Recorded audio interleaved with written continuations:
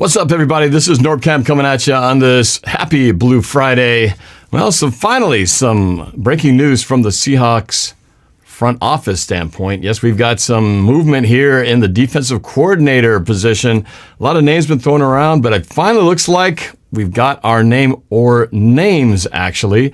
So we've got Clint Hurtt being named, soon to be named, the defensive coordinator of the Seahawks. But not just him. It looks like it's almost like a defensive coordinator by committee in a sense, because we've also got Ed Donatel and Sean Desai likely to also be joining the staff in some sort of assistant type of role.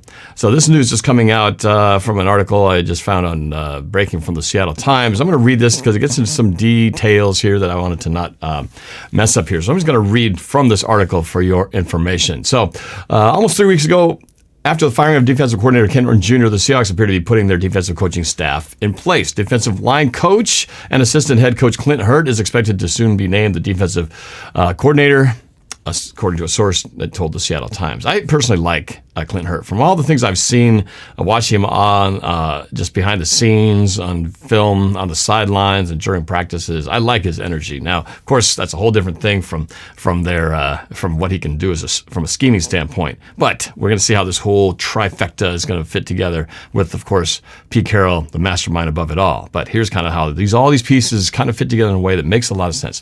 So the Seahawks also may add Ed Donatel as a defensive assistant.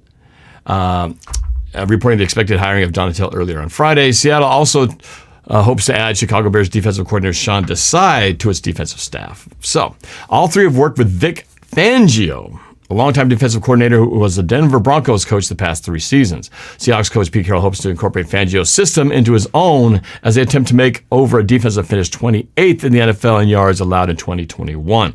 Fangio's scheme. Now, while we're not getting Fangio himself, we're getting 2 guys who worked under Fangio. So for a lot of people were hoping, can we get Vic Fangio in here? Well, we're getting the next best thing, 2 of the guys who worked underneath him. So Fangio's scheme is generally described as one that features predominantly zone defensive looks out of a 2-high safety defense, but with lots of variety. The Seahawks favor to cover 3 defenses this season, meaning 3 defensive players deep, each covering a third of the field. The Los Angeles Rams revived their defense in 2020 by hiring away Fangio disciple Brandon Staley, who worked with Fangio with the Bears and the Broncos. Staley had so much success with the Rams that he left after a season to become the Los Angeles Chargers coach. Donatel was the defensive coordinator under Fangio with the Broncos the past 3 seasons and worked with Fangio with the Bears. Hurtt also worked with Fangio with the Bears in 2015 and 16 before coming to Seattle. Desai has been with the Bears since 2013. Fangio was the defensive coordinator with the Bears from 2015 to 2018 before becoming the Broncos coach. Clint Hurtt, 43 years old now, has been Seattle's defensive line coach since 2017 and added the title of assistant head coach in 2018. Hurtt, the Seahawks' second longest tenured assistant on defense, was known to be a candidate for the defensive coordinator job at the University of Miami, his alma mater, but that spot was filled this week by Kevin Steele.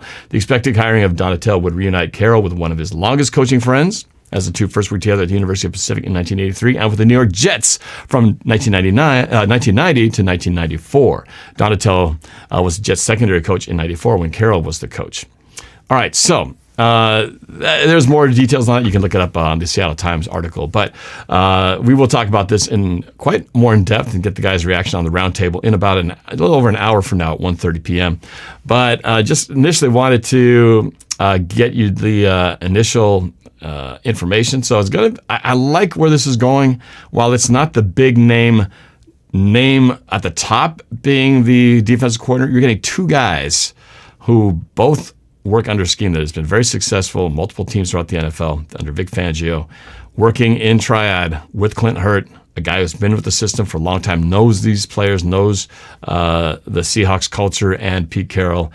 And if this doesn't get you excited, I don't know what will. But now we just got to see the proof in the pudding. So if this does all come to pass as expected to, this will be your defensive team from a coaching standpoint for next season. And hopefully this means if we can just get off to a better start where we're not starting off as the worst defense in the NFL to start off the season, which has been kind of our problem, getting into this hole early and then having to crawl out of it. This definitely improves our chances. Now we just got to, of course, address the draft and other free agency needs that are going to be coming up in the next few months. So, but at least this is a good starting point to answer the hole that has been filled. Looks like we finally got that settled. So now we can move forward with addressing personnel. So it's going to be just the start of many things to come in terms of the Seahawks drama that is their offseason.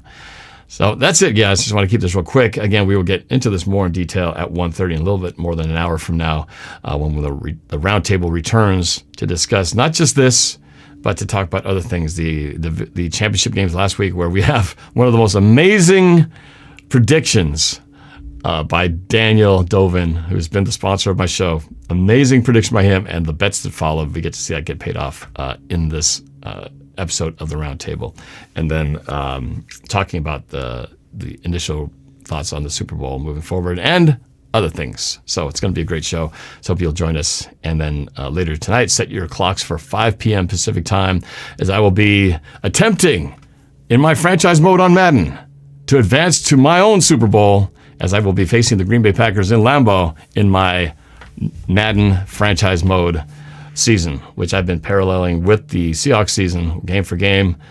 Obviously, I've made it to the playoffs, and now the challenge goes through Lambeau Field, where I have yet to win to go to the Super Bowl, and the Seahawks haven't done it either. So it's going to be a monumental task. A lot of stuff today. It's been exciting. I had my walk talk earlier this morning. Check that out if you haven't seen it yet. This episode right here, breaking news, the Roundtable at 1:30, and then Madden at 5. It's going to be a busy day, but I love it. Lots to talk about. All right, tune in, and we'll talk to you guys later. Thanks for watching, and we'll see you in about an hour. Later. Go Hawks.